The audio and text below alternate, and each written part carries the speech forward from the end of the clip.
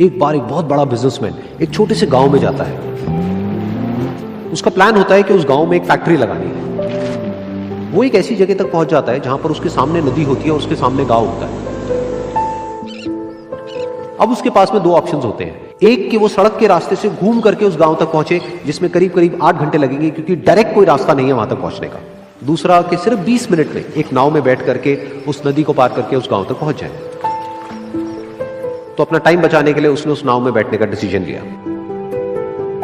वो नाव बहुत ही छोटी सी थी जिसमें एक तरफ एक आदमी बैठा था जो कि नाव चला रहा था और दूसरी तरफ ये बिजनेसमैन बैठा हुआ था। तो नाव में बैठने की थोड़ी देर बाद उस बिजनेसमैन ने उस नाव वाले से पूछा, तुझे पता है तेरी नाव में कौन बैठा है? तो नाव वाले ने बड़े ही भोलेपन से कहा हाथ जोड़ करके, नहीं साहब मुझे नहीं पता आप कौन है। तो बिजनेसमैन बोला, अरे तू अखबार नहीं पढ़ता है क्या? हर दूसरे दिन मेरी फोटो आती है अखबार में। तो नाव वाला बोला, अरे साहब मुझे कहाँ पढ़ना लिखना आता है, मैं बहुत छोटा सा था जब मेरे पिताजी गुजर गए थे, तो अपने परिवार का ध्यान रखने के लिए मैं बचपन से ही काम में लग गया और तभी मेरा स्कूल छूट गया। ये सुन करके उस बिजनेसमैन ने उसका मजाक उड़ाते हुए उसको कहा, तुझे पढ़ना लिखना तक नहीं आता है, ऐसी जिंदगी का क्या फायदा? ये सुन करके उस नाव वाले को बुरा तो लगा लेकिन उसने कुछ नहीं कहा।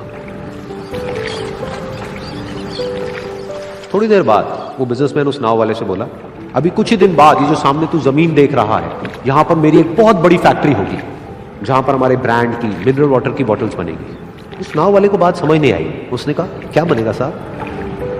तो बिजनेसमैन थोड़ा सा इरिटेट होकर के बोला कि हमारे यहाँ पर पानी की बोतलें बनेंगी जो तेरे गांव में नहीं बिकेगी लेकिन शहरों में बहुत बिकती है।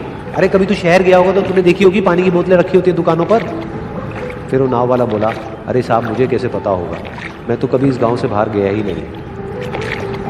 फिर वो बिजनेसमैन उसके ऊपर हंसते हुए बोला, तू कभी इस गांव से बाहर तक नहीं गया, तुझे पता ही नहीं कि शहर क्या होता है?